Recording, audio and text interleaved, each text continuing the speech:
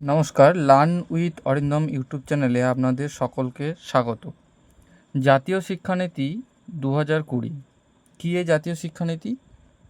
এর আগে যে শিক্ষানীতিটা ছিল সেটা ছিল 10+2 অর্থাৎ 1 থেকে 10 পর্যন্ত একটা পর্যায় ছিল এবং 11-12 আলাদা পর্যায় ছিল। কিন্তু এই জাতীয় শিক্ষানীতিতে সেই শিক্ষাক্রমের কাঠামোর তো পরিবর্তন হয়েছে, সঙ্গে সঙ্গে অনেক কিছু নতুন বিষয়ও পরিবর্তন করা হয়েছে। কেন 20 বা 2020 বলা হয়েছে? কারণ 2020 সালে এই জাতীয় শিক্ষানীতিটি লাগু হয়। প্রায় 34 বছর পর এই শিক্ষানীতিটি লাগু হয়, কিন্তু আমাদের পশ্চিমবঙ্গে এই শিক্ষানীতিটা থেমেছিল।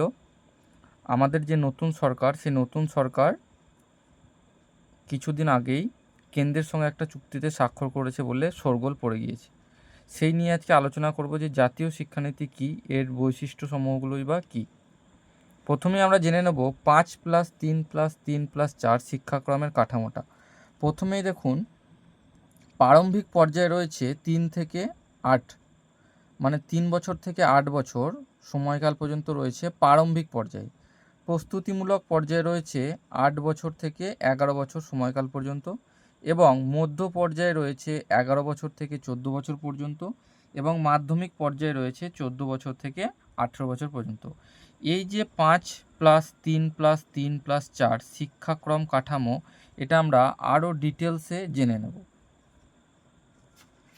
দেখুন, রাজ্যে চালু হতে চলেছে জাতীয় শিক্ষানীতি 5+3+3+4 কাঠামো, অর্থাৎ প্রথমে 5 বছর, তারপর 3 বছর, তারপর আবার 3 বছর, তারপর আবার 4 বছর, সেই কাঠামোটা।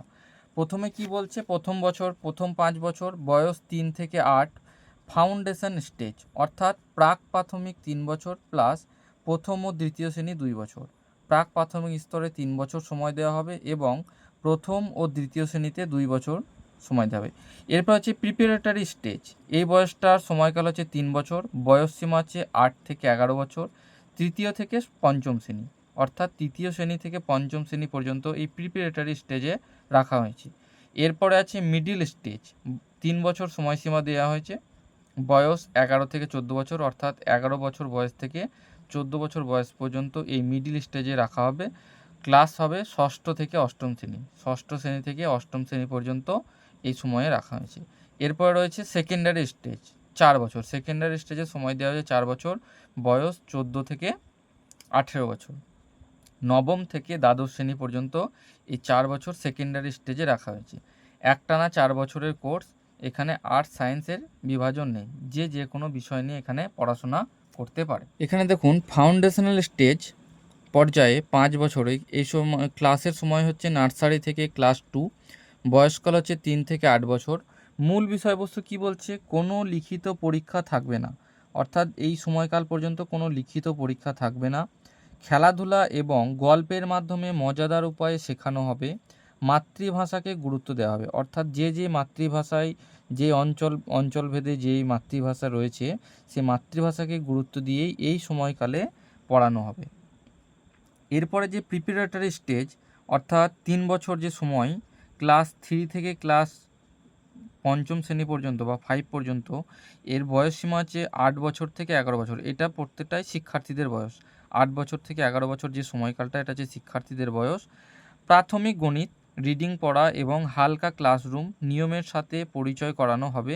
পরীক্ষা ব্যবস্থা অত্যন্ত সহজ হবে, অর্থাৎ এই বয়সকালে প্রাথমিক গণিত, অর্থাৎ খুবই সাধারণভাবে যে গণিত বিষয়গুলো সেগুলো থাকবে, রিডিং পড়া শেখানো হবে এবং হালকা ক্লাসরুম নিয়মের সাথে পরিচয় করানো হবে।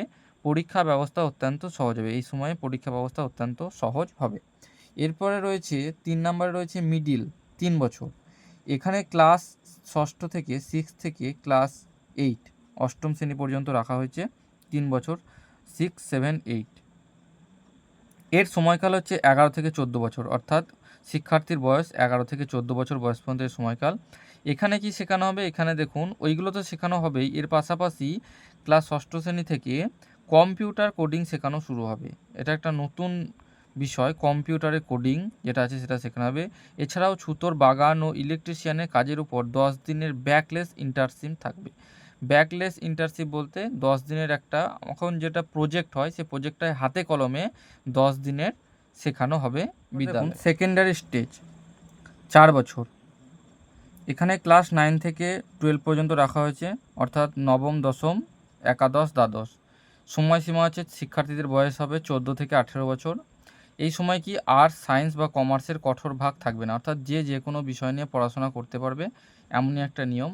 একজন ছাত্র ফিজিক্সের সাথে ইতিহাস বা ফ্যাশন ডিজাইন পড়তে পারবে। একজন ছাত্র ফিজিক্সের সাথে ইতিহাস ও ফ্যাশন ডিজাইন পড়তে পারবে। পরীক্ষা হবে সেমিস্টার পদ্ধতিতে, অর্থাৎ পরীক্ষা হবে সেমিস্টার পদ্ধতি, যেটা 11-12-এ এখনও শুরু হয়ে গিয়েছে, কিন্তু সেটা সদূর ভবিষ্যতে 9-10-এও শুরু হওয়ার সম্ভাবনা রয়েছে।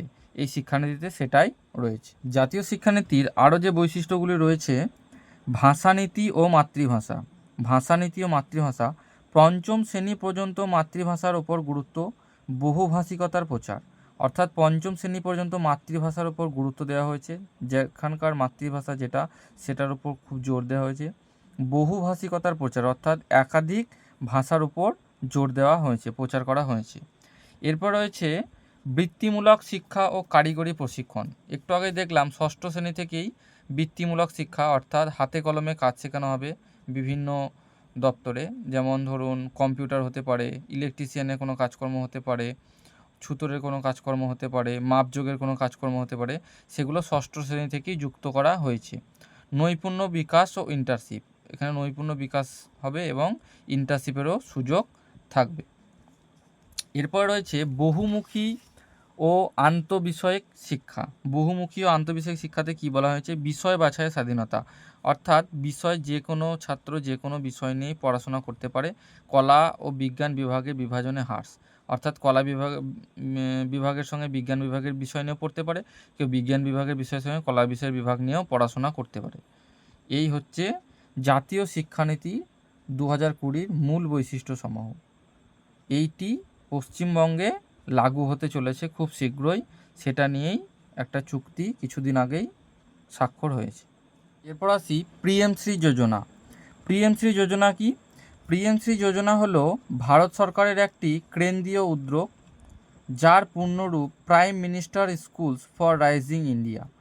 এর পূর্ণরূপ হচ্ছে প্রাইম মিনিস্টার, প্রধানমন্ত্রী স্কুল ফর রাইজিং ইন্ডিয়া, অর্থাৎ ভারতবর্ষের বেড়ে ওঠা প্রধানমন্ত্রীর যে স্বপ্ন সেটাই এখানে বাস্তবায়ন হতে চলেছে।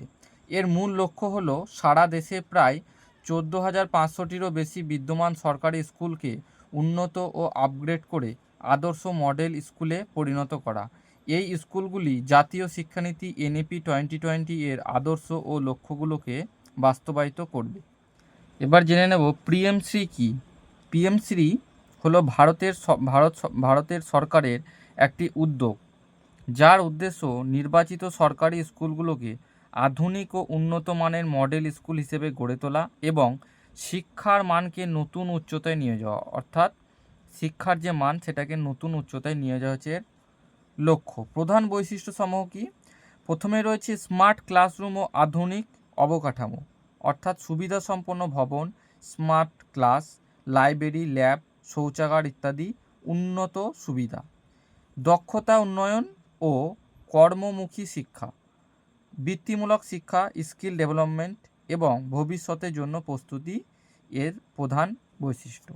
খেলাধুলা ও সামগ্রিক বিকাশ, খেলাধুলা, যোগব্যায়াম, সাংস্কৃতিক কার্যক্রমের মাধ্যমে শিক্ষার্থীদের সামগ্রিক বিকাশ হবে এই যে পিএমশ্রী যোজনা এর বৈশিষ্ট্য, প্রধান বৈশিষ্ট্য রয়েছে।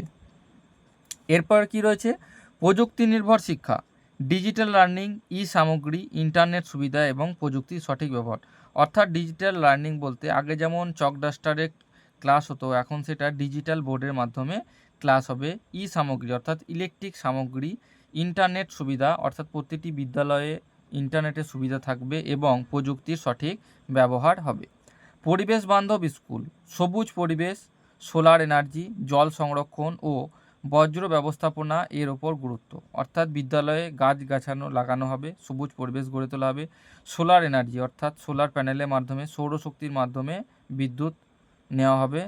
জল সংরক্ষণ, বৃষ্টির জল সংরক্ষণ করা হবে ও বজ্র ব্যবস্থাপনা, যাতে পরিবেশ সুস্থ থাকে, স্বাভাবিক থাকে, এই জন্য বজ্রকে রিসাইকেলিংয়ের ব্যবস্থা করা হবে, এর ওপর গুরুত্ব দেওয়া হয়েছে। NEP 2020 অনুযায়ী পাঠদান, অর্থাৎ ন্যাশনাল এডুকেশন পলিসি অনুযায়ী পাঠদান করা হবে এই শিক্ষানীতির প্রধান বৈশিষ্ট্য রয়েছে। জাতীয় শিক্ষানীতি 2020 অনুযায়ী শিক্ষা প্রদান যাতে শিক্ষার্থীরা হয় দক্ষ, সৃজনশীল ও দায়িত্বশীল নাগরিক। এই হলো পিএমসি এর লক্ষ্য হলো প্রতিটি শিশুর জন্য মানসম্মত শিক্ষা, সবার জন্য সমান সুযোগ এবং একটি উন্নত ও শক্তিশালী ভারত গঠন। উন্নত শিক্ষা, উজ্জ্বল ভবিষ্যৎ, শক্তিশালী ভারত গড়ে উঠবে এভাবে। আবারও কি বলছে দেখুন, বাংলায় চালু হচ্ছে পিএমসি প্রকল্প, স্কুল শিক্ষায় বড় পরিবর্তনের ইঙ্গিত। দীর্ঘ টানাপোড়েনের পর পশ্চিমবঙ্গে চালু হতে চলেছে কেন্দ্রের পিএমসি প্রকল্প। শুক্রবার কেন্দ্রীয় শিক্ষা মন্ত্রকের সঙ্গে মৌ চুক্তি সই করেছে রাজ্য সরকার, অর্থাৎ কেন্দ্রের সঙ্গে যে চুক্তি সেটা রাজ্য সরকার সই করে দিয়েছে। এই শিক্ষানীতি তো একটু আগেই বললাম, আরও একবার বলে দিই। জাতীয় শিক্ষানীতি এনইপি 2020 মেনে প্রকল্প চালু, আধুনিক পরিকাঠামো ও স্মার্ট ক্লাসরুমের ওপর জোর, প্রযুক্তি নির্ভর ও দক্ষতা ভিত্তিক শিক্ষা ব্যবস্থা, দেশের 14,500-র বেশি স্কুলকে মডেল স্কুল করার লক্ষ্য, মাতৃভাষার শিক্ষা ও সামগ্রিক বিকাশে গুরুত্ব। খবরে প্রকাশ, এতদিন এই প্রকল্পে অংশ নেয়নি রাজ্য। এবার রাজনৈতিক পালাবদলের পর পিএমসি প্রকল্প চালুর পথে বড় পদক্ষেপ নেওয়া হলো বলে জানানো হয়েছে সরকারের তরফ থেকে। ধন্যবাদ। আজকের বিষয় ছিল এই পর্যন্তই। যদি ভালো লেগে থাকে ভিডিওটি বন্ধুদের মধ্যে শেয়ার করবেন এবং সবাইকে দেখার সুযোগ করে দেবেন।